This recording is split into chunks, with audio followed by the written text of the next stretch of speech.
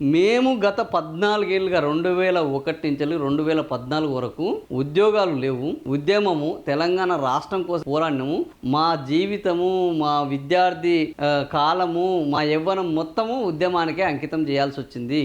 గత ప్రభుత్వం ఇచ్చిన దానికంటే ఈ ప్రభుత్వము ఈ హామీలు ఇచ్చి మోసం చేయడం వాళ్ళు జీర్ణించుకోలేకపోతున్నారు. నిరుద్యోగులు మామూలు కోపంతో లేరు. వాళ్ళ యొక్క ఆవేశంతో ఇప్పుడు అవుపడితే వాడు ఒక్కొక్కరిని కథం పాతి పెట్టేంత కోపంతో ఉన్నారు. అశోక్ నగర్కు వస్తే ఒక్కొక్కరిని ఈపు పలగొడతామని చెప్తున్నారు.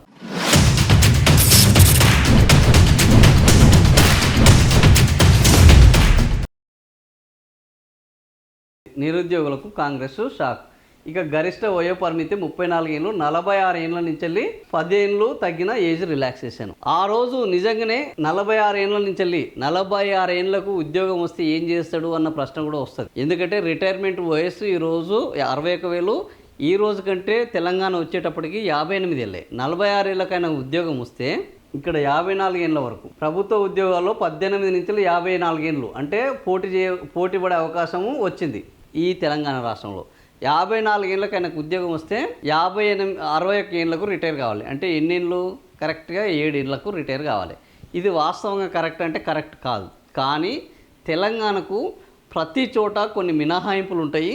తెలంగాణ కూడా మినహాయింపులు కోరుకున్నారు తెలంగాణ ఉద్యోగులు. ఎందుకు? మేము గత 14 ఏళ్ళుగా 2001 నుంచి 2014 వరకు ఉద్యోగాలు లేవు. ఉద్యమము తెలంగాణ రాష్ట్రం కోసమే పోరాడినాము. మా జీవితము, మా విద్యార్థి కాలము, మా యవ్వనం మొత్తము ఉద్యమానికే అంకితం చేయాల్సి వచ్చింది. కాబట్టి ఈ పీరియడ్ను మాకు కనీసము కాంపెన్సేట్ చేయండి అని తెలంగాణ విద్యార్థి లోకము, యువలోకము అందరూ కోరుకున్నారు. అంతకుముందు కూడా గత 10-15 ఏళ్ళు, 2014 కంటే ముందు ఒక 10-15 ఏళ్ళు తెలంగాణకు నిర్వహించిన గ్రూప్ 1, గ్రూప్ 2 పరీక్షలలో తెలంగాణ వాళ్ళకు ఉద్యోగాలు రాకుండా తీవ్రమైన అన్యాయం జరిగింది. తెలంగాణ యువత ఘోరంగా మోసపోయింది. తెలంగాణ యువత ఘోరంగా వెనకబడ్డది. కాబట్టి ఈ వెనకబాటుతనాన్ని మనం బయటికి తీసుకురావాలంటే కొంత మినహాయింపులు, రిలాక్సేషన్ జరగాలని కోరుకున్నారు ప్రభుత్వం కూడా. అదేవిధంగా ఏం చేసింది? తెలంగాణ వచ్చిన తర్వాత 10 ఏళ్ళు ఉద్యోగాల భర్తీలో కేసీఆర్ ప్రభుత్వం 10 ఏళ్ళు ఒక మినహాయింపు ఇచ్చింది. అంటే 34 ఏళ్ళ నుంచి 44 ఏళ్ళ వరకు కూడా మీరు ఉద్యోగాలకు దరఖాస్తులు చేసుకోవచ్చు.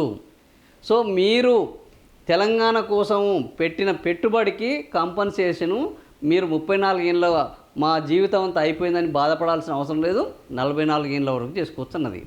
సరే, రేవంత్ రెడ్డి వచ్చి ఏం చేశాడు అని అంటే ఇంకా 2 ఏళ్ళకు పెంచాడు. ఇది ఇంకా బ్రహ్మాండమైనది. వాస్తవానికి నిజంగానే గత ప్రభుత్వంలో సరైన ఉద్యోగాలు రాలేదనే కదా ఈయనను కూడా ఎన్నుకున్నది.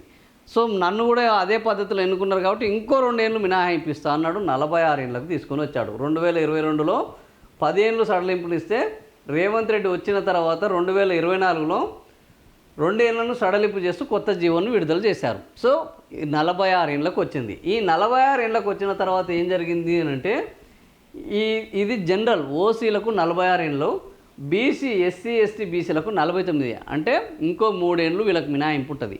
జనరల్ కేటగిరీ కంటే రిజర్వేషన్ కేటగిరీలకు ఒక 3 ఏళ్ళు అది మినహాయింపు ఉండడం వల్ల వాళ్ళు 49 ఏళ్ళకి వచ్చింది. ఇక దివ్యాంగులు వాళ్ళు ఇంకా ఎక్స్ట్రా రిజర్వ్డ్ కేటగిరీలు. సో వాళ్లకు 54 ఏళ్ళ వరకు కూడా మినహాయింపు ఇచ్చారు. ఈ రకంగా తెలంగాణలో ఒక నిరుద్యోగ యువకుడు 54 ఏళ్ళ వరకు వాళ్ళు దరఖాస్తు చేసుకునే అవకాశం ఇచ్చారు. ఎందుకంటే తెలంగాణలో నియామకాలలో జరిగిన అన్యాయం, నియామకాలలో జరిగిన తీవ్ర నిర్లక్ష్యం, నియామకాలలో ఆ గత ప్రభుత్వాలు చూపిన వివక్ష ఫలితంగా ఈ తెలంగాణ యువత ఉద్యోగాలకు దూరమైంది. తెలంగాణ యువత ఆకాంక్షలు దూరమైనవి. కాబట్టి వాళ్ళ ఆకాంక్షలు నెరవేర్చడం కోసము నీళ్లు, నిధులు, నియామకాలలో వాళ్ళ కోరికలు, వాళ్ళ యొక్క లక్ష్యాలు నెరవేర్చడం కోసము 46 ఏళ్ళ నుంచి 54 ఏళ్ళ వరకు ఈ సడలింపుని అవకాశం ఇచ్చారు. వాళ్ళు ఉద్యోగాలకు దరఖాస్తు చేసుకునేటట్టు చేశారు. ఇంతవరకు బాగానే ఉన్నది. ఇప్పుడు స్టోరీ మారింది. అసలు స్టోరీ ఏమైంది?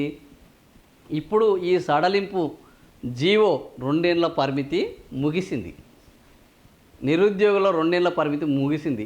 ఈ 2 ఏళ్లలో నిరుద్యోగులు ఇప్పటికే వందల సార్లు, ఒక్కసారి కాదు, 2 సార్లు కాదు, వందల సార్లు ఈ ప్రభుత్వం మీద జంగు సైరన్ ఇచ్చారు.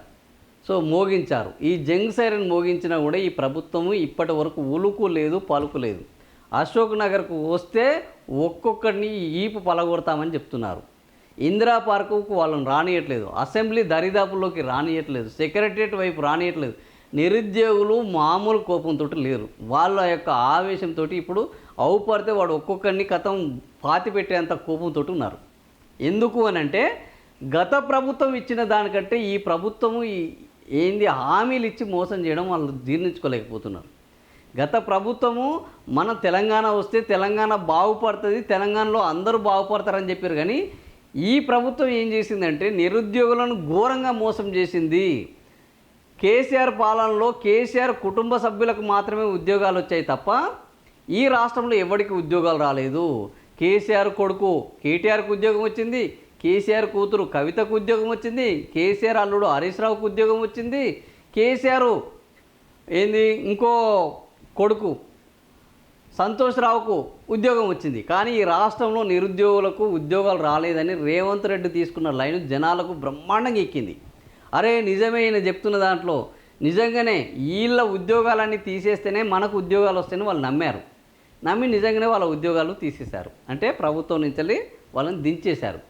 దించేసిన తర్వాత ఇప్పుడు ఈయన ఇచ్చిన హామీ ఏమైందంటే కేసీఆర్ ఇంట్లో ఉన్న ఉద్యోగాలు కేసీఆర్ ఓడిపోలేదు, కేటీఆర్ ఓడిపోలేదు, హరీష్ రావు ఓడిపోలేదు, సంతోష్ రావు బ్రహ్మాండంగానే ఉన్నాడు, కవిత బ్రహ్మాండంగానే ఉన్నది. ఆమె ఇంకా ఎక్కువ ఇప్పుడు పార్టీ పెట్టుకొని తిరుగుతున్నారు. వాళ్ళ ఉద్యోగాలకు వాళ్ళ జీవితాలకు ఏమీ తేడా రాలేదు. వాళ్ళు అంతకంటే ఇంకెక్కువ సమయాన్ని వాళ్ళ కుటుంబం కోసం కేటాయించుకుంటున్నారు, అంతకంటే ఎక్కువ సమయాన్ని జనం కోసం కేటాయించుకుంటున్నారు, అంతకంటే ఎక్కువ సమయాన్ని వాళ్ళ భవిష్యత్తు కోసం ప్లాన్ చేసుకోవడానికి కేటాయించుకుంటున్నారు. జరుగుతున్న నష్టం ఎవరికంటే ఈయన ఎవరికైతే హామీలు ఇచ్చి ఎవరికైతే మోచేతికి బెల్లం చూపెట్టి భూమి నాకిచ్చిండో అట్లాంటి వాళ్ళకు ఇప్పుడు కోపం వస్తుంది. వీడు ఇంత దగా చేస్తాడా? ఎందుకు? మొత్తం 26 నెలల్లో 16 నోటిఫికేషన్లు, 17,000 ఉద్యోగాలు, ఇంతకంటే ఇంకా 31,000 ఉద్యోగాలు అవి ప్రాసెస్లో ఉన్నాయి. కానీ ఈయన ఇచ్చిన హామీ 2 లక్షల ఉద్యోగాలు ఏటా ఇస్తాను అన్నాడు. 10 లక్షల వరకు వడ్డీ లేని రుణాలు 10,000 కోట్లు ఇస్తానని అన్నాడు. యువతకు నిరుద్యోగ భృతి 4,000 ఇస్తాను అన్నాడు. సో ఇట్లా అరచేతిలో వైకుంఠం చూపెట్టాడు. వాళ్ళకు పట్ట పగలే చుక్కలు చూపెడుతున్నారు. అప్పుడేమో అరచేతిలో వైకుంఠం చేపెట్టాడు, ఇప్పుడేమో పట్ట పగలే చుక్కలు చూపెడుతున్నాడు వాళ్ళకు. ఫలితంగా నిరుద్యోగులు తీవ్రంగా బాధపడుతున్నారు. ఇప్పుడు ఈ 46 ఏళ్ళ ఈ మినహాయింపుని మళ్ళీ 34 ఏళ్ళ వరకు తీసుకెళ్ళాడు. మరి ఈ అసెంబ్లీ సమావేశాలు జరుగుతున్నాయి, మనం ఇచ్చిన వాగ్దానం నెరవేర్చలేదు, నిరుద్యోగులందరూ తీవ్ర ఆందోళనలో ఉన్నారు, వాళ్ళ జీవితాలు ప్రశ్నార్థకంగా ఉన్నాయి, వాళ్ళ ఉద్యోగ లక్ష్యాలు ఈ జీవో మళ్ళా ఎక్స్టెన్షన్ కొనసాగకపోతే ఈ ఉద్యమాల్లో పాల్గొన్న వాళ్ళు, కాంగ్రెస్ కోసం ప్రచారం చేసిన వాళ్ళు, కాంగ్రెస్ పార్టీ అధికారంలోకి రావాలనుకున్న వాళ్ళందరూ కూడా బొగ్గ అవుతారు. ఇక వీళ్ళకి నోటిఫికేషన్లు పడకపోయినా సంబంధం లేదు, వాళ్ళకు ఉద్యోగాలకు అనర్హులుగా మారిపోతారు. ఇంకా జీవితంలో వాళ్ళ ఉద్యోగ కళ అనేది నెరవేరే అవకాశమే లేదు. సో ఇలాంటి ప్రమాదకరమైన అంశాలను, ప్రమాదకరమైన విధానాలను రేవంత్ రెడ్డి అధికారంలోకి వచ్చిన తర్వాత అమలు చేస్తున్నారు. అధికారంలోకి రానంత వరకు ఓడమల్లన్నాడు, అధికారంలోకి వచ్చిన తర్వాత బోడమల్లని అన్నాడు. ఇప్పుడు యువత నిర్ణయించుకోవాలి. గత పాలనలో ఆ కుటుంబానికే వచ్చిన 1,63,000 ఉద్యోగాలు గత పాలనలో 10 ఏళ్లలో వస్తే ఎన్ని ఉద్యోగాలు వచ్చినాయి అంటే సంవత్సరానికి సగటున 16,000 ఉద్యోగాలు వచ్చినట్టు. మరి 2.5 ఏళ్లలో సగటున అదే లెక్క ప్రకారం తీసుకుంటే ఇప్పుడు ఎన్ని రావాలి? 16 32 ప్లస్ 8 44, కనీసం 40,000 ఉద్యోగాలు రావాలి. అదే సగటును తీసుకుందాం, 2 లక్షలు పక్కన పెట్టు. గత ప్రభుత్వం 1,63,000 ఉద్యోగాలు ఇచ్చింది 10 ఏళ్లలో, అంటే సగటున 16,000 వచ్చినవి. మరి ఈ ప్రభుత్వంలో కూడా అదే పద్ధతి కొనసాగిన, అంతకంటే అద్భుతాలు వద్దురాబై గత ప్రభుత్వ విధానాలకు కొనసాగించు అని అంటే 40,000 ఉద్యోగాలు రావాలి. 2.5 ఏళ్ళకు వచ్చిన ఎంతయ్యా? 17,000 ఉద్యోగాలు.